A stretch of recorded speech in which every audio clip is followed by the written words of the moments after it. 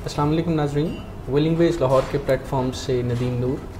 हम आपकी खिदमत में मूड और मिजाज के बारे में प्रोग्राम लेकर हाज़िर होते हैं। हस्ब साबिक हमारे साथ मौजूद हैं मिस आमना नवाज़, क्लिनिकल साइकोलॉजिस्ट हैं और मूड और मिजाज के मसाइल के बारे में इलाज का तजुर्बा रखते हैं। हमें इनकी गाइडेंस और इनके मशवरा और सलाह इस प्रोग्राम में मिलता है। गो कि हम मूड और मिजाज के मसलों के बारे में, मूड स्विंग्स के बारे में, बीमारियों के बारे में काफ़ी तफसील से बात कर चुके हैं, लेकिन आज मौका है कि हम दोबारा कुछ बेसिक्स को, ब्रिलियंट बेसिक्स को दोहरा लें। Miss Aamna, welcome to the show. कुछ बारे मूड के बयां हो जाए, कुछ अगर आप हमें इंट्रोडक्शन दें। मूड की ख़राबी क्या होती है, इसके स्विंग्स क्या होते हैं, ये वो अल्फाज हैं जो आम तौर पर लोग अपनी गुफ्तगू में इस्तेमाल करते नज़र आते हैं। Please tell us something about it. जी, मूड बड़ा इम्पॉर्टेंट एलिमेंट होता है हमारे ओवरऑल ज़िंदगी में, प्रोग्रेस और इंटरेक्शन लोगों के साथ जो होती है, तो बहुत इम्पॉर्टेंट एलिमेंट होता है। और अक्सर लोग इस चीज़ की शिकायत करते रहते हैं कि मूड ख़राब है, अभी मूड नहीं है। मूड डिपेंडेंट आम तौर पर ज़्यादातर लोग होते हैं और हम अक्सर बात करते हैं मूड डिसऑर्डर्स की, मूड प्रॉब्लम्स की, लेकिन जिन लोगों के mood as such mood disorder नहीं है, लेकिन मूड इश्यूज़ बहरहाल उनके साथ भी रहते हैं। हम आज जिस चीज़ की बात करेंगे वो ये कि कुछ बेसिक्स ऐसे जो कि मूड को मैनेज करने के लिए ऐसे बेसिक स्टेप्स अगर लिए जाएँ तो जनरली मूड स्टेबल रहता है और वो कोई इतने मुश्किल नहीं है। हाँ, उसके लिए ज़रा रूटीन को स्केड्यूल करना पड़ेगा, रूटीन को, लाइफस्टाइल को टोटल जो है वो चेंज करने की ज़रूरत होगी। तो बेसिकली हम उन पिलर्स की बात करेंगे और ये पिलर्स, इनको मैं इसलिए कह रही हूँ क्योंकि एक तो पिलर्स बड़ा अहम रोल प्ले करते हैं एक फाउंडेशन के तौर पर, जिसके ऊपर एक पूरी बिल्डिंग जो है वो खड़ी होती है। दूसरा, वो पिलर्स इक्वल होते हैं, यानी ऐसा नहीं है कि किसी एक पिलर पे कम काम अगर हो तो वो बिल्डिंग अच्छे से बैलेंस वे में खड़ी हो सकती है। नहीं, सब तमाम पिलर्स को बराबर आप समझें कि स्ट्रेंथ की ज़रूरत होती है। तो ये जो हम तकरीबन 8 के करीब ऐसे मेजर पिलर्स हैं जो हम आज डिस्कस करेंगे, जिससे इन जनरल मूड को मैनेज हम कर सकते हैं और ये इससे वो अफराद भी फ़ायदा उठा सकते हैं जिनको एज सच मूड डिसऑर्डर नहीं है या मूड प्रॉब्लम्स उस तरह से नहीं है, लेकिन मूड को अपने हाथ में रखना चाहते हैं, अपने कंट्रोल में रखना चाहते हैं। तो बेसिकली ये मैनेजमेंट उन लोगों के लिए होगी। वैसे मूड की ख़राबी के बारे में जब हम बात करते हैं तो मूड का हमारी रोज़मर्रा ज़िंदगी पर भी तो असर पड़ता है ना। जैसे मूड ठीक होता है तो कामकाज में हिस्सा लेने का, आगे बढ़ने का, नए गोल सेट करने का जी चाहता है, और जब मूड ख़राबी की तरफ जाता है तो इससे ओवरऑल हमारी परफॉर्मेंस पर, सोचों पर, सुकून पर, इन चीज़ों पर बुरा असर पड़ता है। बिल्कुल ऐसे ही है। कामकाज में मूड इंटरफेयर करता है, रिलेशनशिप्स में मूड इंटरफेयर करता है, गोल्स को अचीव करना है अगर ज़िंदगी में तो उसमें भी मूड जो है वो इंटरफेयर करता है। वो गोल पढ़ाई के हवाले से भी हो सकते हैं, वो गोल्स वेट मैनेजमेंट के हवाले से हो सकते हैं, वो गोल अपने करियर को बिल्ड करने के हवाले से हो सकते हैं। कोई भी गोल अगर हो तो वो उसमें मूड जो है वो काफ़ी मैटर करता है और अगर मूड अपसेट होता है तो डेफिनेटली वो इंटरफेयर ज़रूर करेगा हमारी बाकी जो एस्पेक्ट्स हैं लाइफ के उसमें। और मूड मैनेजमेंट या मूड के बारे में खातिर खा जब हमारा इल्म नहीं होता या ट्रेनिंग नहीं होती तो हम उसे अपने ऊपर ज़्यादा भी तो फिर असरअंदाज होने देते हैं। जैसे बहुत से नौजवान, बहुत से लोग नाश्ता इसलिए नहीं करते क्योंकि सुबह उनका जी नहीं चाहता या मूड नहीं होता जी। तो क्या मूड मैनेजमेंट का ये हिस्सा भी है कि इसके बारे में अपने बिलीव्स या अपनी पैराडाइम्स को भी रीविज़िट किया जाए? बिल्कुल। मूड ही कोई गवर्निंग चीज़ नहीं है, कभी मूड हो तब भी कुछ काम जो ज़रूरी होते हैं करने होते हैं, और अगर ना हो तब भी कुछ ना कुछ अपने आप को पुश करके। तो इस बारे में मूड मैनेजमेंट का क्या एक इम्पॉर्टेंट हिस्सा हमारे मूड के बारे में बिलीव्स और पैराडाइम्स भी हैं? जी बिल्कुल। सबसे पहला काम मूड को मैनेज करने के लिए जो करने की ज़रूरत होती है वो है ही यही कि अपने कुछ बिलीफ सिस्टम को बदलना। कि ये जो हम एक ऐसी ज़िंदगी गुजार रहे होते हैं कि जिसमें ज़्यादातर हम इख्तियार अपने मूड को दे रहे होते हैं कि वो हमें गवर्न करे, हमें ड्राइव करे और हम उसके मुताबिक चलते हैं। तो सबसे पहले तो इस बिलीफ को बदलने की ज़रूरत है। देखें, अगर हमारा टीवी, हमारा एसी अगर ख़ुद ब खुद बंद हो जाए और ख़ुद ब खुद चलना शुरू हो जाए तो उसके बारे में हमारी राय ये बनना शुरू हो जाती है कि इसको ठीक कराने की ज़रूरत है, ये ख़राब हो गया है क्योंकि ये खुद ही चलता है और ख़ुद ही बंद होता है, इसको हमारी मर्ज़ी से चलना चाहिए, रिमोट हमारे हाथ में होना चाहिए। तो जब मूड की हम बात करते हैं या हमारे जो माइंड की बात करते हैं तो वो उसको भी हमारी मर्ज़ी के मुताबिक चलना चाहिए।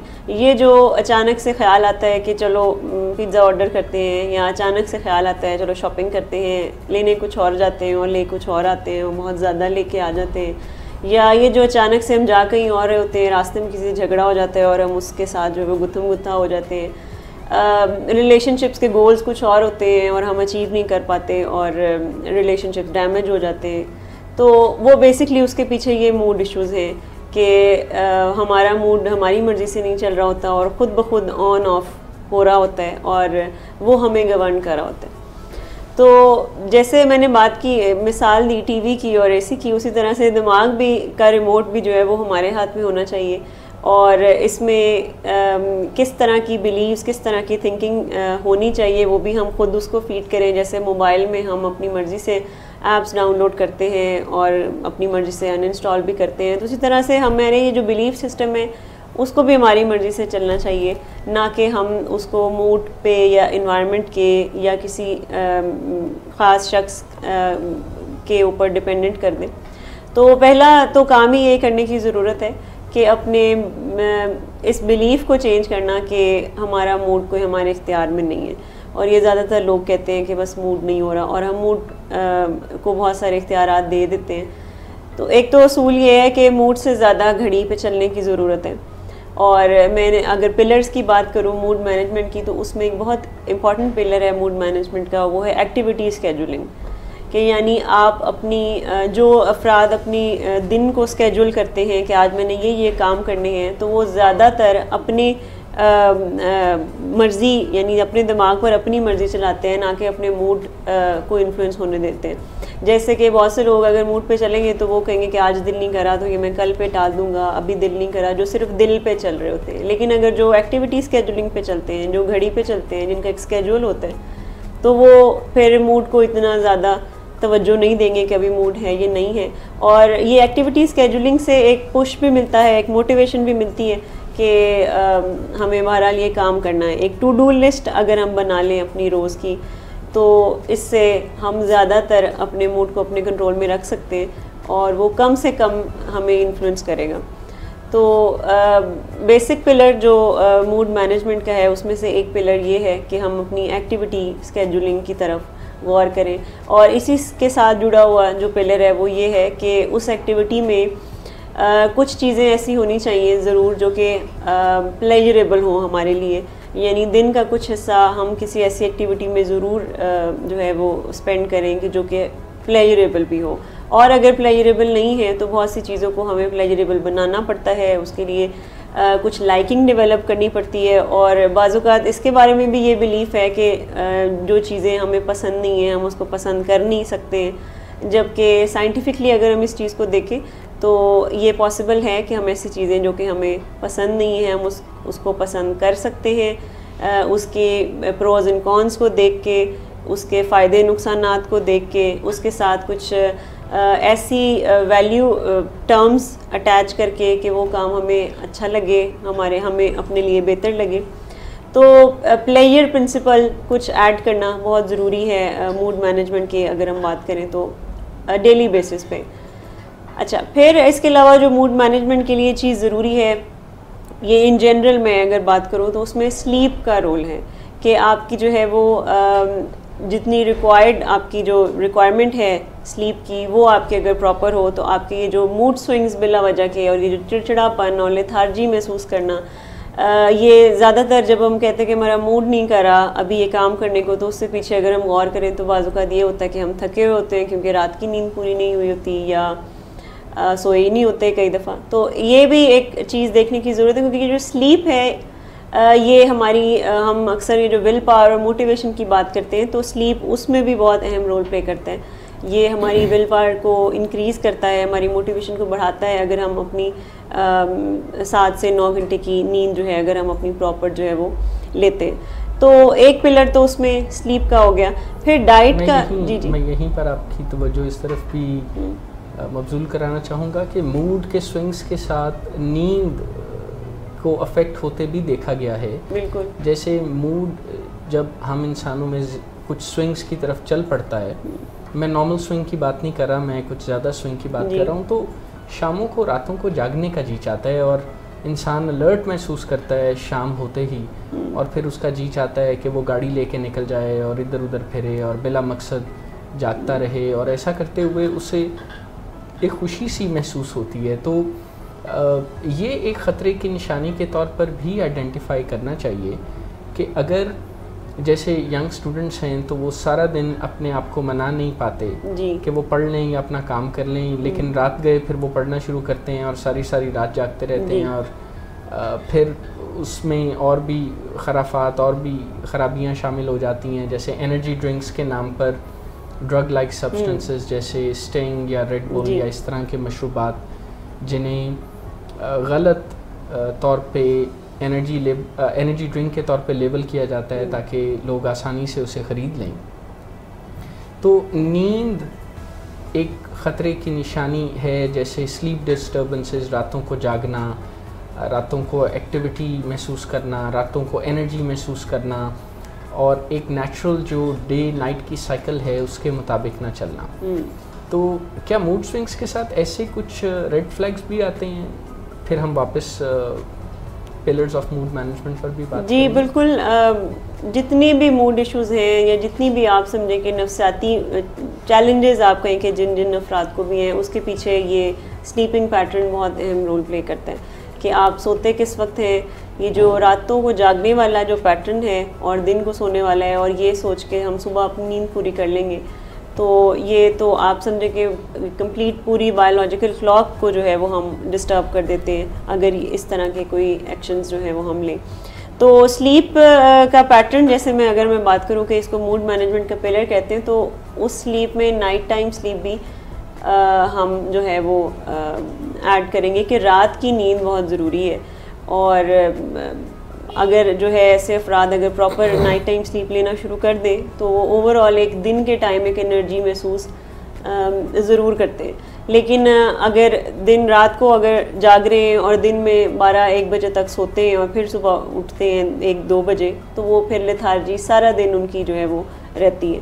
और मूड इश्यूज़ के साथ जो अफराद होते हैं वो वैसे भी रात के वक्त जो है वो उनकी energy levels in general biologically ऐसे सेट हो जाते हैं कि रात के वक्त उनके एनर्जी लेवल्स जो है वो बढ़ना शुरू हो जाते हैं, और इस के बाद उनकी एक बायोलॉजिकल क्लॉक ही ऐसी सेट हो जाती है कि जिसमें रात को जागना और दिन में सोना जो है वो शामिल है। या दिन में भी सोना है तो ऑब्वियसली वो प्रॉपर स्लीप नहीं लेनी है, बल्कि कुछ घंटे की नींद या कुछ घंटों की थोड़ी थोड़ी देर में ब्रेक्स के तौर पर जब हम नींद पूरी करते हैं। तो डेफिनेटली ये एक बहुत ही एक अनहेल्दी लाइफस्टाइल पैटर्न बन जाता है जब हम स्लीप को इस तरह से डिस्टर्ब करते हैं। इसमें कई दफ़ा रात की नींद को फैसिलिटेट करने के लिए डॉक्टर के मशवरे के बग़ैर ऐसी दवाइयों का इस्तेमाल भी किया जाता है जो असल में नींद आवर तो नहीं होती, लेकिन उनका साइड इफ़ेक्ट होता है नींद का आना, जैसे ज़ैनैक्स या इस तरह की फैमिली की जो दवाइयाँ हैं। तो जब ऐसा होता है तो इससे तो एडिक्शन और दूसरे मसाइल के आने का रास्ता भी हमवार होता है, और ये भी कि ये दवाइयाँ तो मूड और मिजाज के स्विंग में या ख़राबी में कुछ इजाफा ही कर सकती हैं। बिल्कुल। तो ये भी एक मसला है जो आ जाता है। जी बिल्कुल, ये तो बड़ा कॉमन स्टेप होता है कि नींद अगर नहीं आ रही या थकावट है या डिस्टर्बेंस हुई है, इमोशनली आप पुरसुकून नहीं महसूस करें, तो ये बहुत कॉमन है कि इस तरह की अद्वियात का इस्तेमाल करना, जो कि मशहूर इसलिए हैं कि ये आपको पुरसुकून करती हैं और ये आपको नींद दिलाती हैं, लेकिन ग्रेजुअली जो है वो उस पर डिपेंडेंस हो जाती है, ना सिर्फ साइकोलॉजिकल बल्कि फ़िज़िकल डिपेंडेंस भी होना शुरू हो जाती है, और उसके बाद मज़ीद लेथार्जी महसूस होती है जब वो दवा इस्तेमाल करते हैं तब भी और नहीं करते तब भी। तो इसके बारे में तो डेफिनेटली बहुत ही केयरफुल होने की ज़रूरत है कि ये जो हम क्विक फिक्सेस तलाश करते हैं आर्जी तौर पर, जो इस तरह के हल तलाश करते हैं अपने मूड को मैनेज करने के लिए, वो आगे चलकर काफ़ी नुकसानदेह साबित हो सकते हैं। अब चलते हैं मूड मैनेजमेंट के पिलर्स के बारे में आप बता रहे थे और अभी नींद तक हमारी बात पहुंची थी। तो नींद के अलावा भी कुछ ऐसे एलिमेंट्स हैं जिनको एम्प्लॉय करने से मूड को और मिजाज को अच्छा मैनेज किया जा सकता है? जी बिल्कुल। स्लीप की जब हम बात करते हैं तो उसके साथ डाइट का भी बहुत अहम रोल है। हमने काफ़ी डिटेल में प्रोग्राम्स भी किए हुए हैं डाइट के हवाले से कि मूड पर हमारा जो फूड इनटेक है वो भी बहुत ही इम्पैक्ट है उसका बहुत ज़्यादा, कि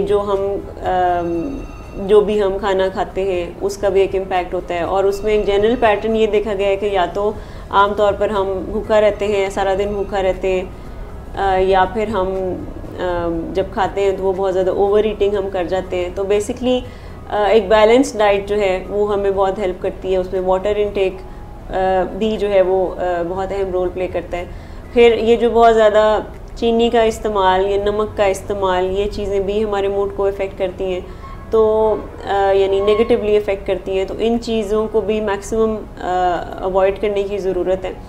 तो डाइट अगर किसी की जो है वो एक बैलेंस्ड हो, जिसमें प्रोटीन इंटेक भी हो, जिसमें कार्बोहाइड्रेट्स भी हो, जिसमें विटामिन्स भी हो, ये सारी चीज़ें जब शामिल होती हैं तो, और ज़्यादातर उसमें नेचुरल चीज़ें हों, ना कि पैकेट या प्रोसेस्ड फूड हो, ये हमारी नींद को भी इफ़ेक्ट करता है इनडायरेक्टली। ये बाद में इस तरह के खाने हमारी नींद को भी इफ़ेक्ट करते हैं और उसके बाद मूड को भी। तो इनका रिपल इफ़ेक्ट है और इंटरडिपेंडेंट है ये तमाम चीज़ें, हमारे मूड पर भी, हमारी स्लीप पे भी, हमारे एनर्जी लेवल्स में भी।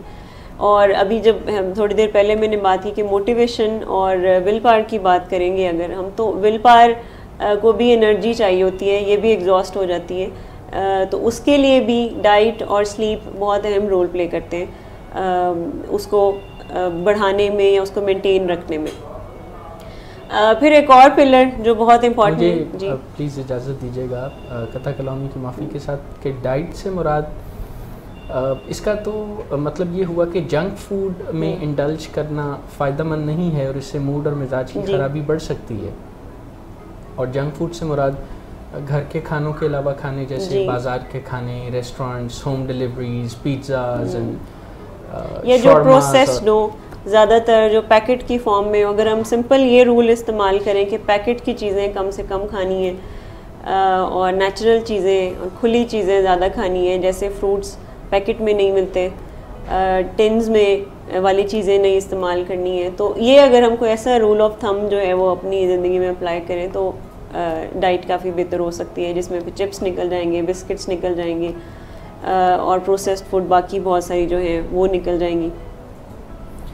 और ये जो बाज़ार के खाने हैं, जैसे बहुत आसानी से मिल जाने वाले, जल्दी से मिल जाने वाले खाने, burgers and shawarmas and rolls and wraps, क्या इनका भी इस्तेमाल से ज़रा परहेज़ करना चाहिए? क्योंकि इनमें जायके को और ब्रेन को ज़रा अपनी तरफ मुतवज्जो करने के लिए salts and spices and fats का इस्तेमाल काफ़ी किया जाता है। जी बिल्कुल। और बाकायदा फूड एडिक्शन की तरफ जाने का भी रुझान बहुत बढ़ जाता है। जब हम बात करते हैं मूड मैनेजमेंट की, तो बहुत से लोग इस जो पिलर है, डाइट का जो पिलर है, उसको भी कई दफ़ा अब्यूज़ करते हैं और वो खाने से फिर सिर्फ़ और सिर्फ खाने से प्लेजर हासिल करते हैं, जिसकी वजह से वेट के भी इश्यूज़ जो है वो बढ़ जाते हैं। उसके बाद और ज़्यादा मसले, फर्दर बीमारियां भी पैदा होती हैं और फिर मूड प्रॉब्लम भी और स्लीप इश्यूज़ भी बढ़ जाते हैं। तो जैसे अभी हमने स्लीप की बात की थी, तो स्लीप के लिए जैसे लोग ऐसी चीज़ें अब्यूज़ करते हैं, ऐसी चीज़ें इस्तेमाल करते हैं कि वो उनके लिए एडिक्शन का सबब बन सकती है। उसी तरह से डाइट के पिलर को भी कई दफ़ा अगर हम बहुत ज़्यादा इस पर फोकस करें, इतना ज़्यादा कि हम सारी प्लेजर ज़िंदगी का उसी से हासिल करते हैं, तो वो भी बाद में जाके हमारे लिए एडिक्टिव साबित हो सकता है। और बाकायदा फूड एडिक्शन एग्जिस्ट करती है दुनिया में और इट्स रियल। हमें बहुत से लोग इसको एक्नॉलेज नहीं करते कि ये कोई एडिक्शन की वाली बात है, क्योंकि ये बहरहाल हमारी ब्रेन केमिस्ट्री को चेंज करते हैं जो चीज़ें हम खाते हैं। तो उस चीज़ को भी देखने की ज़रूरत है कि अब्यूज़ नहीं करना। जैसे मैंने बात की कि इनको पिलर्स इसलिए कहा जाता है कि ये तमाम पिलर्स जो हैं इनमें इक्वली आपको जो है वो इक्वली स्ट्रेंथ देने की ज़रूरत होती है, इक्वली अटेंशन देने की ज़रूरत होती है। और किसी एक चीज़ पर ही अगर हम बहुत ज़्यादा फोकस करेंगे तो वो आगे चलकर डेफिनेटली जब हद से आगे चीज़ बढ़ती है तो वो एडिक्शन बनती है। Understanding in belief system, sleep और डाइट पर हमने कुछ बात की। इसके अलावा कौन से ऐसे मामलात या पिलर्स हैं जिनका ख्याल रखने से मूड और मिजाज को अच्छा मैनेज कर सकते? जी बिल्कुल, एक एक्सरसाइज का एलिमेंट जो है ये अगर हम ये इन जनरल अगर मूड मैनेजमेंट के लिए हम यूज़ करें तो इसके बेइंतहा फ़ायदे हैं एक्सरसाइज के। और एक्सरसाइज का मतलब हरगिज़ ये नहीं है कि हम बहुत ज़्यादा कोई हैवी वेट लिफ्टिंग या कोई हार्डकोर किस्म की जो है वो एक्सरसाइजेस करें। एक्सरसाइज से मुराद जनरल एक वॉक भी हो सकती है, वो जॉगिंग भी हो सकती है। शुरुआत के लिए अगर कोई 20 मिनट ही दिन में अगर सिर्फ वॉक करना शुरू कर दे तो यही बहुत जो है वो हेल्पफुल हो सकता है। तो एक्सरसाइज का ना सिर्फ हमारी फ़िज़िकल हेल्थ पे अच्छा इफ़ेक्ट होता है बल्कि मेंटल हेल्थ पे तो बहुत ज़्यादा हमारे ब्रेन के पर बेतहाशा इसके बेनिफिट्स हैं एक्सरसाइज के। एक्सरसाइज से हमारी बॉडी में ऐसे केमिकल्स रिलीज़ होते हैं जो कि हमारे हमें अच्छा फ़ील कराते हैं, फ़ील गुड हार्मोन्स जो हैं वो रिलीज़ होते हैं। तो ये एक एलिमेंट अगर कोई इन जनरल अपनी लाइफ में शामिल करे तो वो जो लंबे अरसे तक हम चिड़चिड़े और गुस्से में रहते हैं और बिला वजह के वो जो स्ट्रेस हमने पाले होते हैं तो उससे हम बड़े आसानी से निकल सकते हैं अगर ये पिलर भी हमारी ज़िंदगी में शामिल हो एक्सरसाइज का। हम एक्सरसाइज के बारे में अभी एक शॉर्ट ब्रेक के बाद तफसील से बात करते हैं और एक्सरसाइज को मज़ीद डिफ़ाइन करते हैं। कुछ आपने बताया भी है कि एक्सरसाइज से मुराद किसी जिम में जाके मजदूरी करना नहीं बल्कि कुछ और मामलात हैं, तो इस पर आपसे मज़ीद माहिराना राय लेंगे। अभी वक्त हुआ चाहता है एक शॉर्ट ब्रेक का। We will be back after a short break.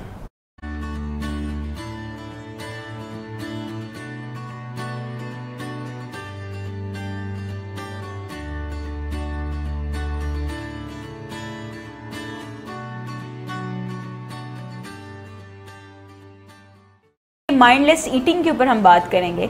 And mindless eating होती क्या है, जो कि वर्ड एक बज़ाहिर खुद भी कुछ ना कुछ झलक दिखा रहा है कि सोचे समझे बगैर खाना, या तो ज़्यादा खाना या फिर बहुत कम खाना। तो ये कैसे हम पे इफ़ेक्ट करता है इसके बारे में आज हम आपसे बात करेंगे और कैसे ये माइंडलेस मार्जिन या माइंडलेस ईटिंग कैसे हमें हेल्प कर सकती है वेट इंक्रीज़ करने में या वेट डिक्रीज़ करने में। सो जो लोग वेट इंक्रीज़ करने के बारे में भी हमसे पूछ रहे होते हैं तो उनसे बेसिकली यही हम उनको बताना चाहेंगे कि जब जो चीज़ें हम जो स्ट्रैटेजीज हम वेट डिक्रीज़ करने के लिए बताते हैं उसका लेवर अगर आप उल्टी डायरेक्शन में घुमाना शुरू कर दें तो वही चीज़ें आपको वेट इंक्रीज़ करने में हेल्प करेंगी। जैसे हम कैलोरी काउंट की बात करते हैं तो कैलोरी काउंट सिर्फ वेट कम करने के लिए रिक्वायर्ड नहीं है, वेट ज़्यादा करने के लिए भी रिक्वायर्ड है। सिमिलरली हम अगर वॉक की बात करते हैं तो इट डजंट मीन कि जिन्होंने वेट इंक्रीज़ करना है तो वो वॉक बिल्कुल ना करें। वॉक डेफिनेटली रिक्वायर्ड है क्योंकि ये आपके मेटाबॉलिज्म को अच्छा बनाती है। वहम और वसवसों का इंसान के साथ बहुत चोली दामन का साथ रहा है और अज़ल से इंसान इसमें गिरफ़्तार होता रहता है।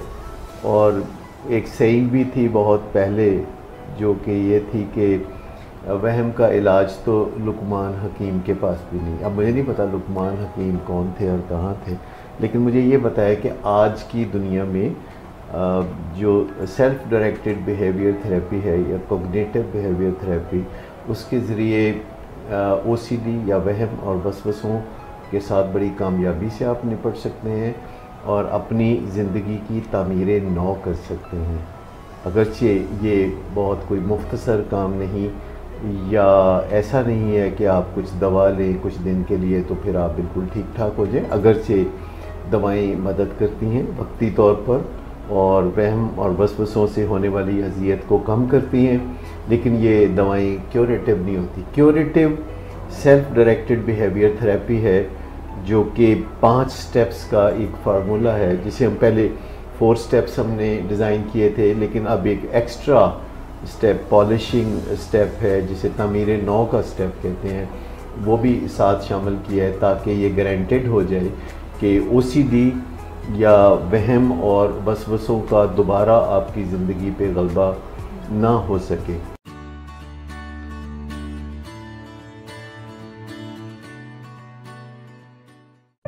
Lahore, Karachi, Islamabad,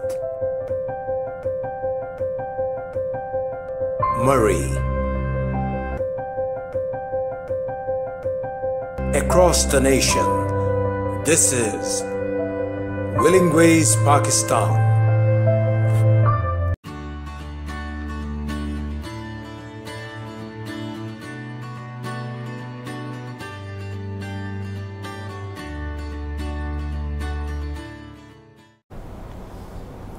welcome back नाज़रीन, we are back after a short break. हम ब्रेक में जाने से पहले मूड और मिजाज के हवाले से बात कर रहे थे और अभी एक्सरसाइज के बारे में बात शुरू ही हुई थी कि ब्रेक का वक्त आन पहुंचा।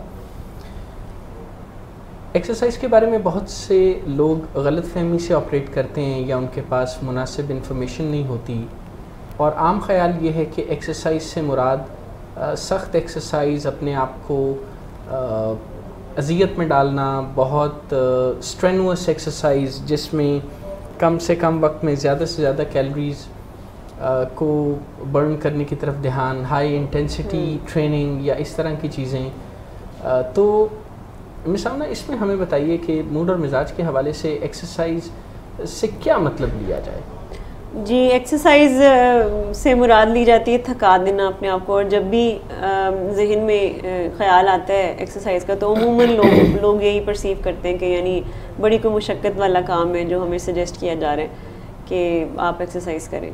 और जहन में ये आता है कि पसीने छूट रहे हैं और सांस जो है वो बहुत ज़्यादा तेज़ चल रहा है और आप जो है वो दौड़ रहे हैं और वो हैवी किस्म के वेट लिफ्टिंग कर रहे हैं, तो ख्याल यही आता है। लेकिन एक्सरसाइज का मतलब ये हरगिज़ नहीं है अपने आप को थकाना। और वो जो इस तरह की एक्सरसाइजेज जो लोग शुरू भी करते हैं तो वो ज़्यादा लंबे अर्से तक उसको मेंटेन नहीं कर पाते और बड़ा जल्दी क्विट भी कर देते हैं। तो एक्सरसाइज ऐसी होनी चाहिए जो कि आप मेंटेन कर सकें, जो कि आपको थकाए ना, बल्कि उसका मकसद आपको फ्रेश करना हो, आपको एक्टिव करना हो, आपको एनर्जेटिक करना हो, ना कि आपको बिल्कुल ही इतना थका दे कि आप उसके बाद जो है वो और कोई काम ना करें और आप बस आराम करने की तरफ सोचें। तो एक्सरसाइज का मतलब बेसिकली थोड़ा एक्सरसाइज की डेफिनेशन को भी बदलने की ज़रूरत है कि सिर्फ उसे ही एक्सरसाइज नहीं कहते जिसमें पसीने छूटते हैं या बहुत कोई थकावट होती है, बल्कि ज़्यादा इफ़ेक्टिव एक्सरसाइज होती ही वही है जो कि हम चंक्स में करें, जो कि ईज़िली आप कर सकते हो, आपका एक्सेस हो, जो करने के लिए आपको बहुत ज़्यादा तैयारी ना करनी पड़े कि मैं अब एक्सरसाइज करने जा रहा हूँ। तो एक तो इस चीज़ के बारे में भी देखने की ज़रूरत है। और ज़्यादा इफ़ेक्टिव एक्सरसाइजेज रिदमिक एक्सरसाइजेज होती हैं जिसमें आपकी पूरी बॉडी इन्वॉल्व होती है। जिम की एक्सरसाइजेज में ज़्यादातर एक्सरसाइजेज वो होती हैं कि जिसमें स्पेसिफिक मसल्स के लिए आइसोलेटेड तौर पे फोकस किया जाता है, जैसे बाजू के मसल्स या ट्राइसेप्स या गर्दन या शोल्डर्स, उस तरह से वो रिदमिक तो या होल बॉडी मूवमेंट्स तो उसमें इतनी इन्वॉल्व नहीं होती। बिल्कुल ऐसे ही है। इफेक्टिव एक्सरसाइजेज वो होती हैं कि जिनसे आपको प्लेयर भी आप जिनसे डिराइव कर सकते हैं, वो होती है कि जिसमें आपकी पूरी बॉडी इन्वॉल्व है, जैसे जॉगिंग, जैसे वॉक, जैसे स्विमिंग। इसमें आपकी पूरी बॉडी इन्वॉल्व होती है और ये सबसे ज़्यादा इफ़ेक्टिव हैं। और ये करने के लिए कोई बहुत ज़्यादा इतनी मुशक्क़त या बहुत ज़्यादा उस तरह से थकावट वाला एलिमेंट इनमें बहुत ज़्यादा होता भी नहीं है। और अगेन वॉक के हवाले से भी बहुत से लोग ये कहते हैं कि बस इकट्ठा 1-2 घंटे बस चलेंगे, इकट्ठे ही वो चलना चाह रहे होते हैं। ये भी कोई इतना इफ़ेक्टिव नहीं है, बजाय कि ये करने के अगर ये कोई करना शुरू कर दे कि वो चंक्स में डिवाइड कर दे, उतना ही टाइम अगर वो चंक्स में दिन के डिवाइड कर दे तो उसकी एनर्जी सारा दिन मेंटेन रहेगी। यानी जहाँ उसको थोड़ा सा वो डाउनर फील करेगा और अगर वो थोड़ी सी वॉक करे कुछ मिनट्स की, 10 से 15 मिनट की अगर वो वॉक करे तो उससे वो एक्टिव हो सकता है, उससे वो जो उसका डाउनर मूड में आता है तो वो उसमें बेहतरी आ सकती है। तो इस तरह की अगर कोई डिज़ाइन अगर हम करें एक्सरसाइज लाइफस्टाइल में तो वो ज़्यादा इफ़ेक्टिव रहती है।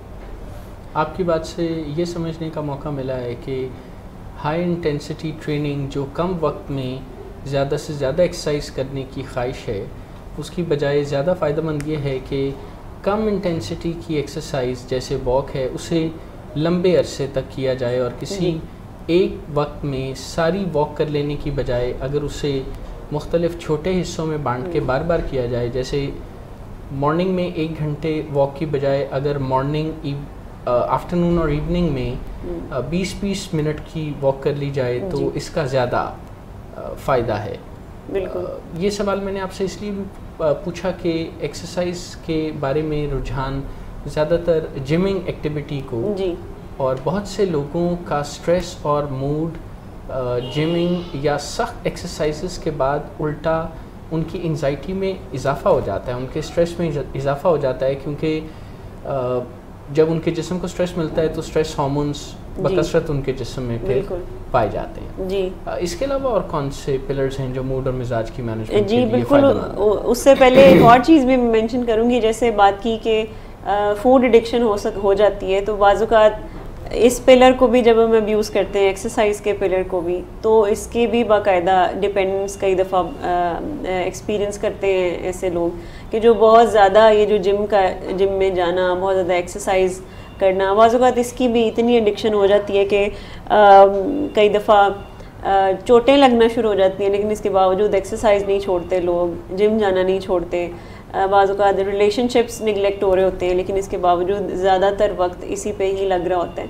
तो अगेन मैं इस पे भी यही चीज़ मेंशन करूँगी कि इसका भी इस्तेमाल एक बैलेंस वे में होना चाहिए, और एक्सट्रीमिज़म अगर एक्सरसाइज में भी आएगा तो वो भी आगे चलकर जो है वो एडिक्टिव हो सकते हैं। अच्छा, एक और पिलर जो बहुत इंपॉर्टेंट है मूड मैनेजमेंट का, वो है सोशलाइजिंग। आम तौर पर वैसे तो कोई भी शख्स कम्प्लीटली बहुत ज़्यादा सोशल ना तो एक्सट्रीम पे वो रह सकता है, ना बिल्कुल इंट्रोवर्ट या बिल्कुल आइसोलेट रह सकते हैं, लेकिन सोशलाइजेशन का मतलब ये हरगिज़ नहीं है कि आप जो है वो कोई पार्टी एनिमल बन जाएं कि आप हर वक्त पार्टीज़ कर रहे हैं मूड को मैनेज करने के लिए सिर्फ, क्योंकि उसकी यानी भी एक पार्टी फिर उसके बाद एक आफ्टर पार्टी जी हाँ, कई दफ़ा ऐसे होता है कि उसकी भी डिपेंडेंस हो जाती है, और इतनी हो जाती है कि फिर जब पार्टीज़ नहीं होती हैं तो ज़िंदगी बिल्कुल ही एम्प्टी सी लगती है और ऐसा लगता है कि कुछ खालीपन है। तो सोशलाइजेशन से मुराद ये हरगिज़ नहीं है कि आप हर वक्त गैदरिंग में रहें। सोशलाइजेशन 2-3 अफराद से भी हो सकती है, फैमिली मेम्बर्स के साथ भी हो सकती है, लेकिन होता है कि मूड में जब डाउनर आता है तो हमारा ये दिल करता है कि हम किसी से मिलें ना, किसी से बात ना करें, अकेले रहना ज़्यादा पसंद करते हैं, कहीं आना जाना पसंद नहीं करते, शोर शराबे वाली जगह पे इवन शॉपिंग करना, मार्केट तक जाना पसंद नहीं करते, फैमिली गैदरिंग्स में नहीं जाते, दोस्तों को अवॉइड करते हैं। इवन कई दफ़ा तो ऐसा भी होता है कि जब मूड में डाउनर आता है तो लोग सोशल नेटवर्किंग साइट से भी चले जाते हैं, अपना अकाउंट जो है वो कुछ अरसे के लिए डीएक्टिवेट कर देते हैं, मोबाइल ऑफ कर देते हैं कई दफ़ा अपने आप को थोड़ा ब्रीदर देने के लिए। तो बजाय कि इस तरह की किसी एक्सट्रीम पे जाने के एक बैलेंस्ड लेवल ऑफ सोशलाइजेशन अगर हम लाइफ में ऐड रखें। मैं बात जैसे कर रही थी कि डिप्रेस्ड जब हम होते हैं तो उसमें हमारा दिल करता है किसी से मिले ना, बिल्कुल भी इंटरेक्ट ना करें, कमरे में भी कोई ना आए, कोई मिलने ना आए, जब मेरा दिल करेगा तो मैं बाहर जाऊँगा। तो साइंटिफिकली अगर हम देखें तो साइकोलॉजी ये सजेस्ट करती है कि आप ऐसे टाइम पे कुछ ऑपोजिट करें। जब आपका मूड किसी से मिलने जुलने का नहीं करा तो यही वो टाइम है कि जिसमें आपको मिलने की ज़रूरत है। ये अगेन वही बात है कि अगर हम अपने मूड के मुताबिक चलेंगे तो ये वही रिएक्टिव अप्रोच हो जाएगी कि अभी मूड नहीं है किसी से मिलने का, तो हमारा ब्रेन ट्रेन नहीं होगा हमारे मुताबिक, वो उसी तरह से ही चलेगा अगर हम यही करते रहेंगे कि आज मूड नहीं है, अभी मूड नहीं है। और ये देखा गया है कि जब आप सोशलाइजेशन करते हैं या इवन ऐसी जगह पे घर के किसी ऐसे कॉर्नर में बैठते हैं कि जहाँ पे लोग ज़रा आते जाते हैं, जैसे टीवी लाउंज हो गया, तो आपके मूड में उसी में ही काफ़ी खातिर ख्वाह जो है वो बेहतरी आती है। तो सोशलाइजेशन एक बहुत अहम पिलर है। मैं अगर बाइपोलर डिसऑर्डर की ख़ास तौर पर बात करूँ, जिनको बाकायदा डायग्नोस्ड बाइपोलर डिसऑर्डर है, तो उनकी लाइफ में सोशलाइजेशन में काफ़ी फ्लक्चुएशंस आती हैं। मूड प्रॉब्लम्स जिनके साथ होते हैं तो उनकी लाइफ में बहुत फ्लक्चुएशंस आती हैं। डिप्रेशन के फेज़ में वो बिल्कुल किसी से मिलते नहीं हैं, और मेनिया के फेज़ में वो हर किसी से मिलते हैं। इवन स्ट्रेंजर्स के साथ भी वो इस तरह से ताल्लुकात बना लेते हैं कि जैसे वो उनको बड़े अरसे से जानते हैं, और ज़्यादा से ज़्यादा फ्रेंड्स बनाने की तरफ जो है उनका रुझान बढ़ जाता है। तो ये दोनों एक्सट्रीम्स हैं। तो सोशलाइजेशन भी अगर एक्सट्रीम पे इस्तेमाल की जाए तो वो एडिक्टिव हो जाती है। बाज़ औक़ात आइसोलेशन इतनी एडिक्टिव हो जाती है कि लोग एडजस्ट नहीं कर पाते ऐसे माहौल में कि जहाँ पर लोग ज़्यादा हैं। तो इस पिलर को भी बड़े ही सोच समझ के और एहतियात से बैलेंस्ड वे में चलाने की ज़रूरत होती है, क्योंकि इसकी भी अगर डेविएशन हो तो एडिक्टिव टेंडेंसीज बढ़ जाती हैं। तो एक तो ये पिलर मूड मैनेजमेंट के लिए बहुत हेल्पफुल है कि अगर आप सोशलाइज करें, रिलेशनशिप्स और बॉन्ड्स जो हैं वो अपने दूसरों के साथ जो है वो स्ट्रॉन्ग करें। फिर एक और एलिमेंट अगर हम अपनी लाइफ में ऐड करें वो है ग्रैटिट्यूड। ये एक ऐसी आदत है जो कि हमारे मूड मिजाज को तो बेहतर करती है, बल्कि स्पिरिचुअली भी हमें बहुत ज़्यादा एम्पावर करती है। एहसास तशक्कुर जी, उन चीज़ों के लिए अपने आप को अपने अंदर एक ग्रैटिट्यूड या शुक्रिया की फीलिंग रखना जो हमारी ज़िंदगी में शामिल हैं, लेकिन हम उन्हें अक्सर फॉर ग्रांटेड लेते हैं। तो आपका इशारा इस कैफियत की बिल्कुल ऐसे ही है कि शुक्रगुजारी वाला जो एलिमेंट है अगर उसको हम अपनी लाइफ में शामिल करें तो ये रूहानी तौर पर भी हमें बहुत मजबूत बनाता है, बहुत एम्पावर करता है, और इससे हमारे मूड मैनेजमेंट में भी हेल्प मिलती है। इसलिए क्योंकि अगर कोई शख्स डेली बेसिस पे इसकी आदत बना ले, और एक दफ़ा नहीं, दिन में अगर 2-3 दफ़ा कुछ ऐसे मोमेंट्स जो है वो अपने आप को रिमाइंडर्स के तौर पर रखे दिन में, कि जिसमें वो ऐसी चीज़ों के लिए ग्रेटफुल हो जो कि उसको ब्लेसिंग्स लगती हैं उसकी ज़िंदगी में। और वो ज़रूरी नहीं कि कोई बहुत बड़ी चीज़ें हों, छोटे से छोटे लेवल पे भी अगर आप ग्रेटफुल होते हैं या एटलीस्ट ये एक एक्सप्रेशन देते हैं कि आप ग्रेटफुल हैं, तो इससे भी आपके मूड मैनेजमेंट, बल्कि डिप्रेशन के बहुत से ऐसी रिसर्चेज़ हैं जिसमें डिप्रेशन के पेशेंट्स के साथ जब ये टेक्निक अपनाएंगी कि आपने कोई 6 महीने तक, डिप्रेशन के पेशेंट्स को ये टास्क दिया गया है कि 6 महीने तक आप जो है वो रोज़ाना की बेसिस पे एक ग्रैटिट्यूड लिस्ट बनाएं। यानी आप एक ऐसी लिस्ट बनाएं जिसमें आप कोई 5 से 10 ऐसी बातें लिखें जिसके लिए आप रोज़ की बुनियाद पर शुक्रगुजार हैं खुदा के। तो देखा गया कि 6 महीने के अंदर ऐसे लोगों की डिप्रेशन लेवल में कमी आई, उनके मूड मिजाज में बेहतरी आई, क्योंकि डिप्रेशन केमिकल इशू तो है ही, लेकिन इसके साथ साथ हमारा जो थिंकिंग स्टाइल है उसका भी इसमें रोल बहुत ज़्यादा होता है हमारी डिप्रेशन को बढ़ाने में। तो अगर हम थिंकिंग स्टाइल इस नज़र से देखें कि जहाँ हम बहुत ज़्यादा मनफी बातों पर नज़र रख रहे हैं, वहाँ अगर हम कुछ मुस्बत बातों के तरफ भी अगर रोज़ की बेसिस पे देखें तो हमारे मूड मिजाज में बेहतरी आती है। तो ये एलिमेंट बहुत इम्पॉर्टेंट है अगर कोई रोज़ाना की बुनियाद पर ग्रेटफुल हो। अच्छा, उसमें भी कई दफ़ा हम बड़ा ही जनरल सी बात करते हैं कि बस हर चीज़ के लिए मैं शुक्र गुजार हूँ खुदा का, और शुक्र है कि मेरे पास सब कुछ है। यानी और फिर बहुत ये ही बात कह के बात आई गई हो जाती है। बिल्कुल, यानी बहुत ही जनरल हम कहते हैं कि बस शुक्र है, क्योंकि इतनी आप समझे कि इतनी अनगिनत चीज़ें हैं जिनके लिए हम शायद शुक्रगुजार अगर हों तो सारी ज़िंदगी गुजर जाए, तो हम बड़ा ही मुख्तसर सा कह देते हैं कि बस हर चीज़ के लिए शुक्र अदा करें। लेकिन साइकोलॉजी ये सजेस्ट करती है कि आप काउंट करें अपनी ब्लेसिंग्स को, आप पेन डाउन करें, आप के सामने पेपर पे ये चीज़ें मौजूद हों कि किन किन चीज़ों के लिए, आप स्पेसिफिक हो जाएं। आप इन जनरल बात ना करें कि मैं हर चीज़ के लिए शुक्रगुजार हूँ, बल्कि स्पेसिफिक हों कि किस किस चीज़ के लिए। तो ये बहुत फ़ायदेमंद एक हैबिट होती है अगर कोई इस हैबिट को अपना ले। अगर कोई अपनी ज़िंदगी में एक ग्रैटिट्यूड जर्नल मेंटेन करना शुरू कर दे तो उसके मूड में बेहतरी, और ये जो हर वक्त जो ये एक सोच होती है, कंप्लेनिंग एटीट्यूड एक बहुत ज़्यादा, जब हमारा मूड लो होता है तो हम बहुत ज़्यादा कंप्लेनिंग एटीट्यूड का शिकार भी होते हैं कि ये अच्छा क्यों नहीं है, ऐसा क्यों नहीं है, मेरे पास ये नहीं है तो उसके पास ऐसा क्यों है। तो उसमें भी कमी आती है। यानी एक शख्स एक वक्त में या तो कंप्लेन कर सकता है या वो शुक्र कर सकता है, वो दोनों काम साथ नहीं कर सकता।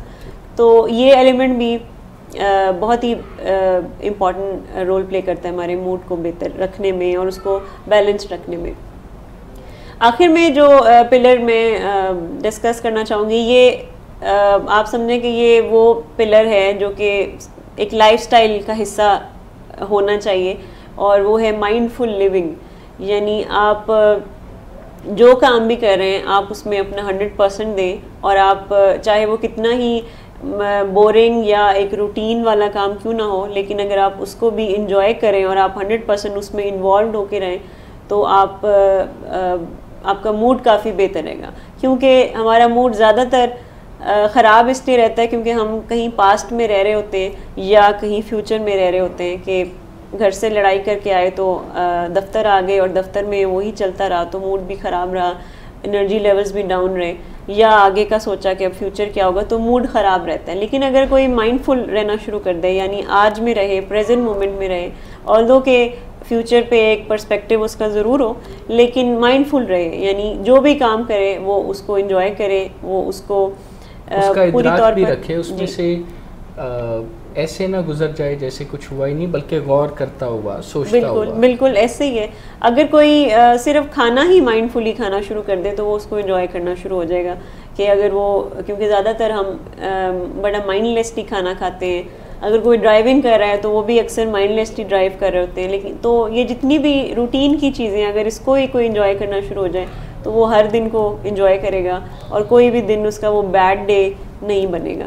तो ये कुछ बुनियादी पिलर्स हैं जो कि इन जनरल मूड को मैनेज रखने में मदद देते हैं। और अगेन ये अगर किसी को बाकायदा डायग्नोज्ड प्रॉब्लम है तो इलाज के बाद उसको ये चीज़ें मदद देंगी, लेकिन प्रॉब्लम के अलावा भी ये इश्यूज़ मूड को मैनेज करने में बहुत मदद देते हैं। क्या इन मामलात को जिन पर आपने आज हमें गाइड किया है, इन्हें एक जनरल लाइफस्टाइल के तौर पर भी एम्प्लॉय किया जा सकता है, जिससे मूड और मिजाज अपनी अच्छी डगर पे चलता रहे और ज़्यादा स्विंग ना करे और हमारे लिए अजियत पैदा ना हो? जी बिल्कुल, ये जितने भी पिलर्स हमने डिस्कस किए हैं इसको लाइफस्टाइल के तौर पर ही अपनाने की ज़रूरत है। और लिहाजा ये जो हम इनके हवाले से जो गोल सेट करें वो ऐसे होने चाहिए जो कि हम निभा सकें उसको लंबे अरसे तक के लिए। क्योंकि अगर मैं जैसे डाइट की बात करूं तो बहुत से लोग आइडियली बहुत कुछ सोचते हैं कि मैं डाइट में ये चीज़ें ऐड करूं, अब मैं खाने की रूटीन बदलूं, उसके लिए फिर वो सोचते हैं कि अब मुझे बर्तन भी वैसे लाने चाहिए, और वो इतना मुश्किल बना देते हैं इस तरह की चीज़ों को कि फिर वो दोबारा से वापस उसी रूटीन में चले जाते हैं। नींद के बारे में लोग बहुत से गोल सेट करते हैं, आइडियल परफेक्ट गोल्स, और जब उसको कम्प्लीटली नहीं अचीव कर सकते तो फिर वो वापस उस तरफ चले जाते हैं। सोशलाइजेशन की मैं बात करूँ तो उसमें भी कई दफ़ा हम गोल्स ऐसे सेट करते हैं कि मुश्किल होता है उनको निभाना। एक्टिविटी स्केजुलिंग की मैं अगर बात करूँ तो उसमें भी कई दफ़ा हम ऐसे एक्टिविटीज़ सेट करते हैं कि वो बहुत मुश्किल होती है सबके लिए निभाना। जैसे लोगों से अगर पूछा जाए कि आप कैसी रूटीन गुजारना चाहते हैं तो वो इतना एक हेक्टिक रूटीन बताएंगे कि मैं सुबह फजर के टाइम उठूँ और उसके बाद मैं ये भी करूँ, मैं ये भी करूँ, मैं सारे काम करूँ, मैं वॉक भी कर लूँ, उसमें मैं कोई पढ़ भी लूँ, मैं उसमें रीडिंग भी कर लूँ, और वो सारा एक ही दिन में चाह रहे होते हैं। तो वो एक दिन या 2 दिन वो निभा सकते हैं और उसके बाद फिर वो छोड़ने की तरफ आ जाते हैं। तो ये जितनी भी पिलर्स हमने डिस्कस किए इसको इस तरह से अपनी ज़िंदगी में ऐड करने की ज़रूरत होनी चाहिए कि जिसमें हमें वो काम मुश्किल ना लगे, हमें वो काम थकाए ना, हमें वो आसान लगे वो करना भी और उसमें मज़ा भी आए, हमें वो एक ड्यूटी ना लगे कि ये एक ड्यूटी है जो हमें करनी पड़ेगी। हम आने वाले प्रोग्राम्स में इन मौज़ूआत पर मज़ीद बात भी करेंगे और इन एलिमेंट्स को, इन पिलर्स को और भी इंसाइट डेवलप करना, समझना, इस मौजू की तरफ भी हम बढ़ेंगे। हमारे प्रोग्राम का वक्त महदूद है और वक्त ख़त्म हुआ चाहता है। अपने नाज़रीन से इजाज़त लेते हैं। इंशाल्लाह नेक्स्ट वेडनेसडे दोबारा 5 से 6 बजे के दरमियान हाज़िर होंगे। अपना ख्याल रखिए। खुदा हाफ़िज़।